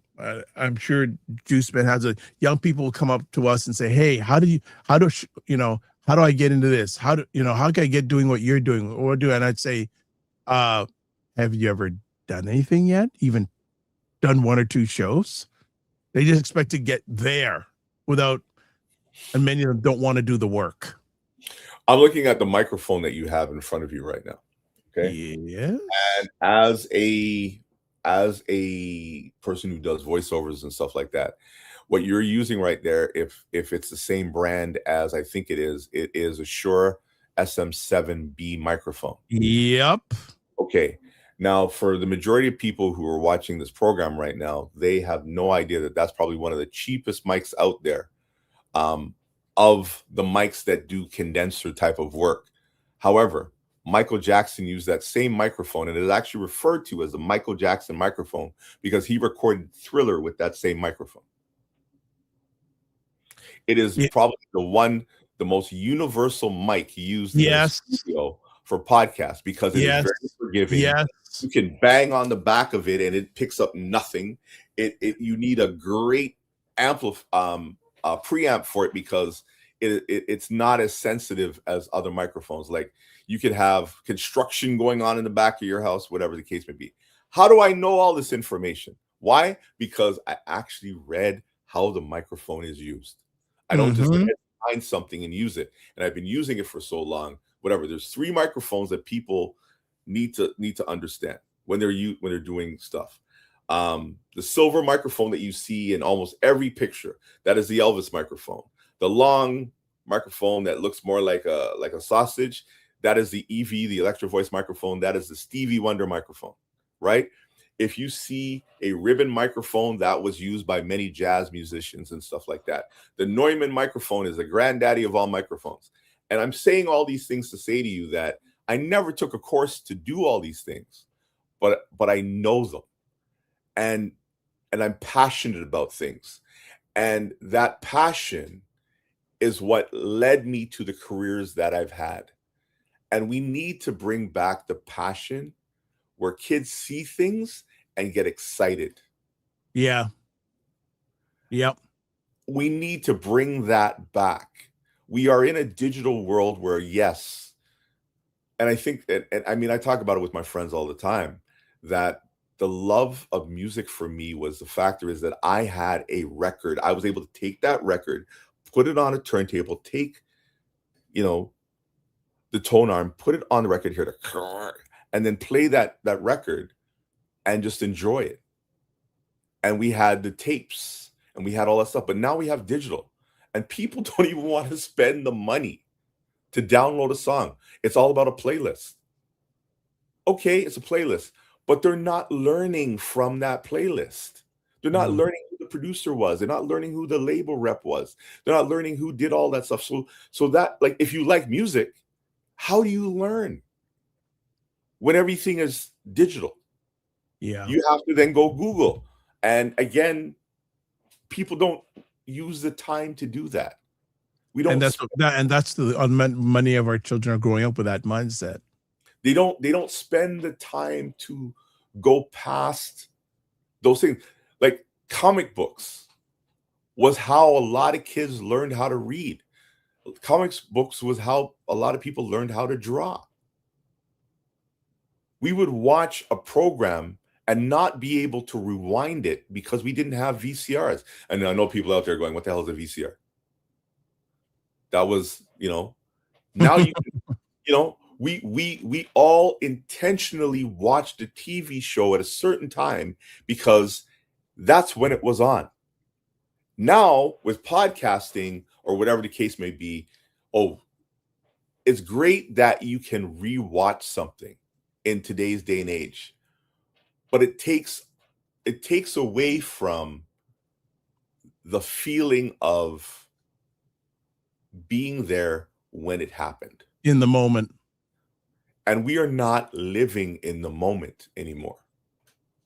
Kids are going to school, but if you, as I said at the beginning, if you allow them to write the test and not go into school, they're not being present.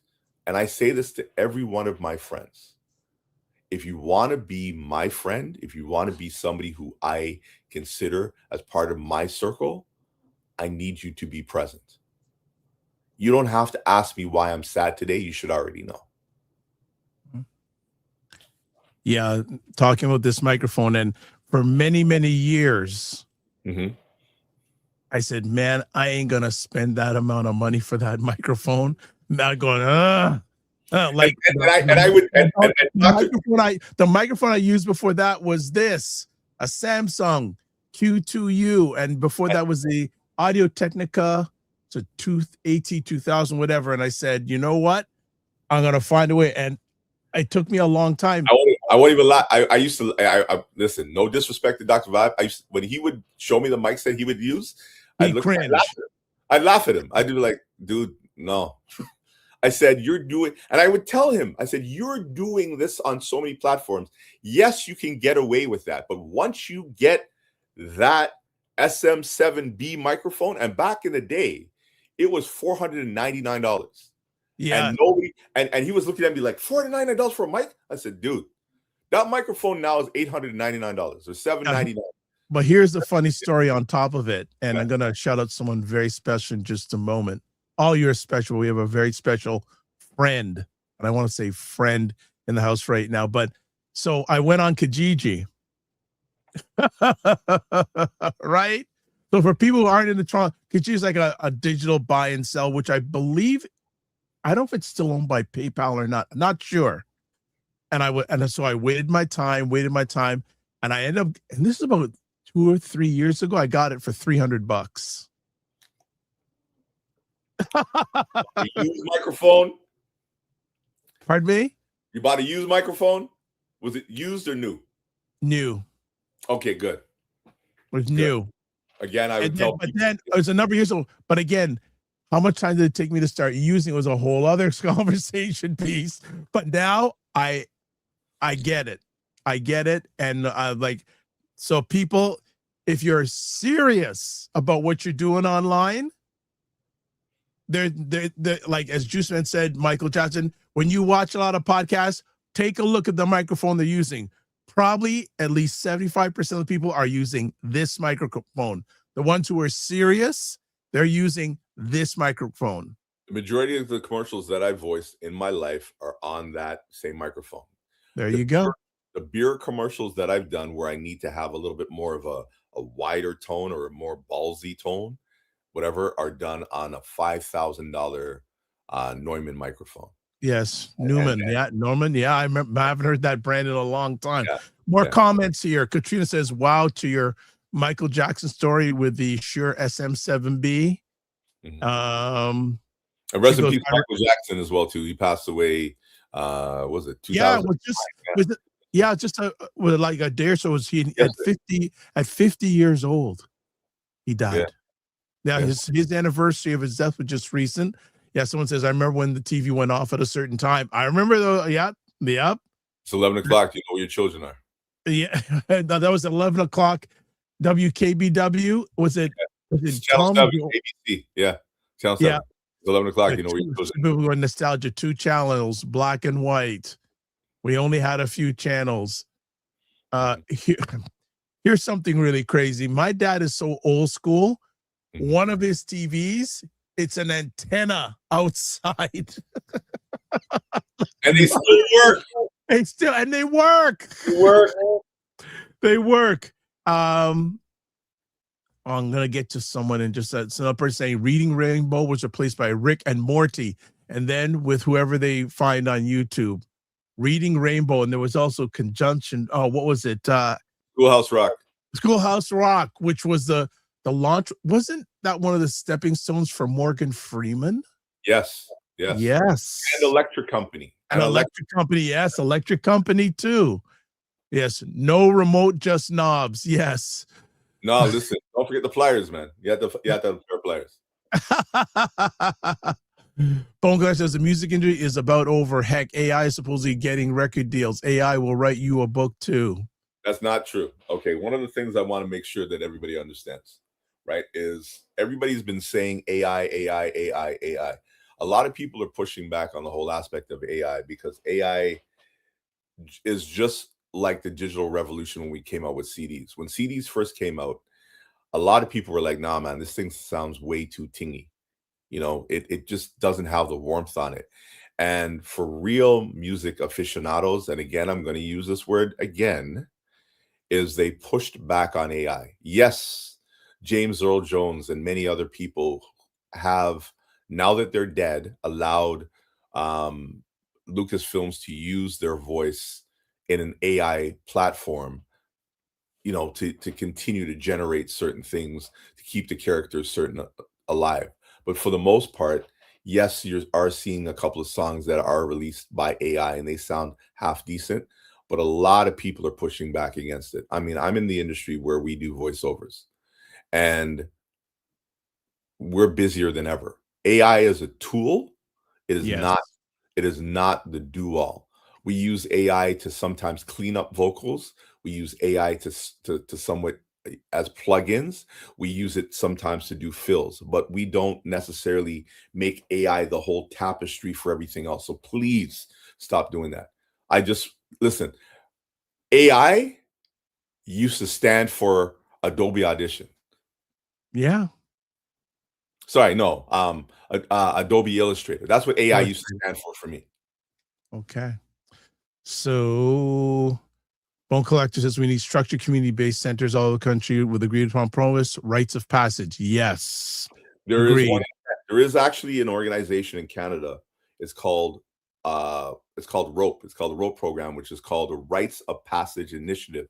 It's done by a gentleman by the name of Mickey Hutchinson. Hutchinson still doing that. Still doing it. And what he does is he makes parents, and this is the dopest program on the planet. He makes parents sign a contract that says, you will help your child graduate grade 12. What we will do is help your child to graduate, and we'll also help him get shoes, suit, computer, and all the things he needs to make sure that he or she needs to get to the next level in life. I'll write a resume for him to get him a job. Okay. Jay says, greetings, Dr. Vibe. Didn't know you were live. Awesome. Well, I hope you have me on notification. Subscribe to the channel, hit the notification and subscribe, and you'll know that. And also thank you for the comments you're making on some of the videos that I'm putting up, especially the shorts. He also says AI books are garbage. They invaded science fiction stories on YouTube. They can be interesting, but the writing is horrible. Another person says, I hope AI destroys the modern music, and music should be grassroots and ground level performances. Agreed. I will agree to disagree. I will say that one of the things that needs to happen with music is music needs to go back to having major and minor chords. We need to structure music back to where people are actually playing instruments. If you want to sample those instruments, that's fine. But let's generate them in the way that they were supposed to be generated, where you had, drums, syncopated rhythms. Bring back the horn section again to music. That's why I love my jazz music. Listen, that's why I love my jazz music. I'll plug it right now. Like, I mean, I'm still the image voice for Jazz FM 91 right here in Canada. So I mean, I love doing the promos. So it's one of when I do jazz stuff, my ears are, I use this word called eargasms. I get eargasms when eargasm, word of the day, eargasm. And Jay also says, of course, love your channel. Thank you, Jay. And then I want to hail up someone very special who just jumped in a few moments ago. Camille Dundas says, good morning, family. Juiceman dropping some truth bombs. For those who do not know Camille Dundas, and she probably say, Dr. Vibe, shut your mouth. Her and her wonderful husband, BuyBlacks.com. But I'm going to say this. I mean, she is one of the top. Let me do this.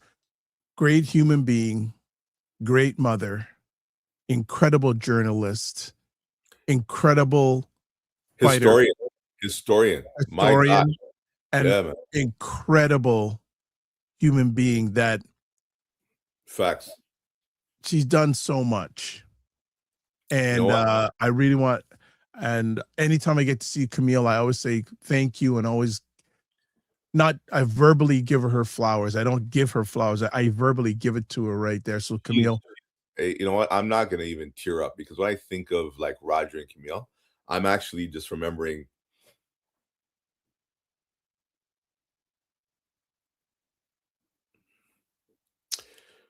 wow. Okay. It's so ironic that she's calling today, or on today. Camille did a feature on my mother about her paycheck that she got from Eaton's. Oh, there we go. Yeah. I know where you're going with this. My mom's gone 30 years today. So I thank you for that. Nothing just happens. I thank you for that. Nothing just happens. Camille, we love you. We celebrate you. We elevate you. And we know Roger's there for you, but there are two Black men here also that are for you anytime, anywhere, any place, as the song goes by Janet Jackson. Anytime, any place. Yeah. I think this is a great way to end today's conversation. Epic as usual. Another good one. We ended off with it. We started with, I think we have to continue this conversation. And I'm going to reach out to Frequency Event Promotion, because he says a monthly feature. I'd like to see what that look, to ask him what would that look like? Because I think there's some definite wonderfulness there. I'll answer this question also too. I see. Dr. Vibe, are you like Dr. Dre or an honorary doctor? No problem. That's the name I've used since I came online. And if you want, I can give you the story how I got the name, but you got to ask, because I'm not just going out. But the funny thing is, ever since the pandemic, people have always asked me, how did you get the name Dr. Vibe? So if you ask, I'll give you that. I'll give you the story behind it. But yeah, I think that another full conversation topic today. Any final words that you have for today, Juiceman? Yes, it's a very important one, and it has nothing to do with the topic, but I'll say this. When you drop people off, wait for them to go inside their house and flick the light on. Is very, very important. And now that we have a new generation of graduates, we're going to have a new generation of people who are dating. And I'm going to tell you this as a person who has sons and daughters, right? If you text my child to say, come outside, I'm outside waiting for you, my child is not going anywhere.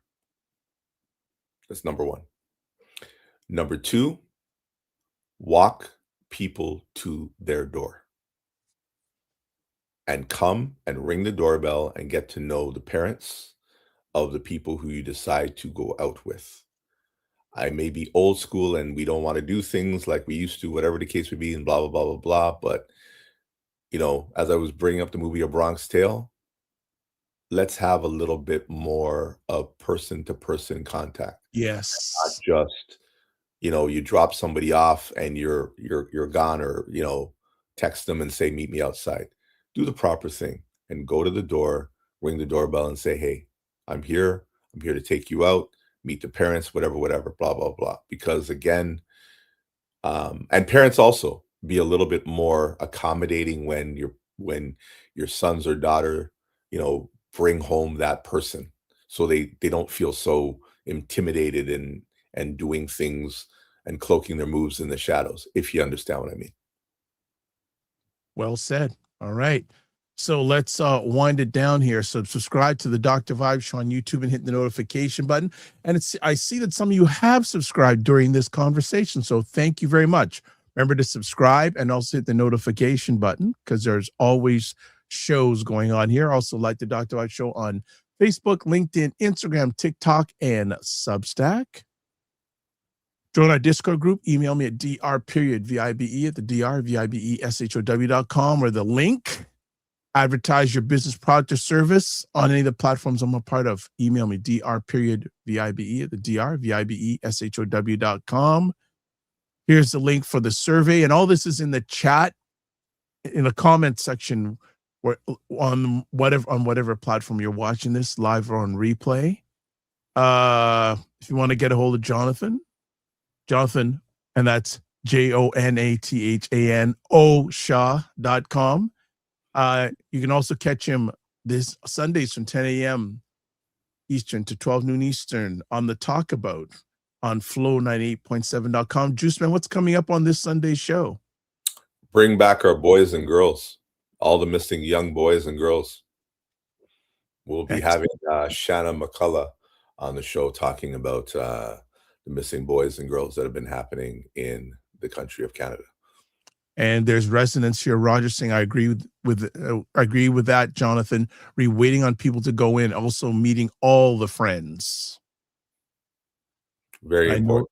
And I know that Roger and Camille do that. So that's really, really important. If you want to get a hold of Ryan Knight, RyanOneilKnight.com. That's Knight with a K-N, not an N.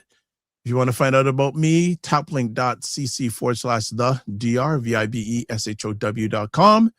And then finally, you can watch replays of this epic conversation on the Dr. Vibe Show on YouTube, Facebook, and LinkedIn, Ryan Oneil Knight on YouTube, and Afro Caribbean Business Network on YouTube. All right, we are out of here. So as always, I want to say thank you for taking the most important thing, your time to watch us. Coming up on this Monday's Morning Vibe. Where are we were supposed to do it today, but I pushed it back on a Monday. Where are the humans in customer service? Where are the humans in customer service? Look at this. So you're getting some flowers here. Glad I caught Juiceman live. I've seen the shorts, remember the name, as I wanted to hear more. Great guests, very intelligent individual. Thank you. And another person here saying, my first time listening to the show, enjoyed listening. Thank you. Well, if you're up to it, subscribe and on YouTube and hit the notification button so you get more of these conversations coming up on the weekend. Got more epic conversations happening. So as we leave with this. Live your life as a dream. If you can dream, you can make it. Sometimes have to get smaller to get stronger. Block assumptions, aim bigger, aim better, aim higher, aim wider. Love, faith, and respect. Don't just manage your time, manage your energy. Remember to give yourself grace. And if you're not making money, make history. Try to do both. And as always, make it better. And again, a big shout out to Camille Dundas. Thank you, Camille. Thank you, thank you, thank you. Past, present, and future. Be well and keep the faith.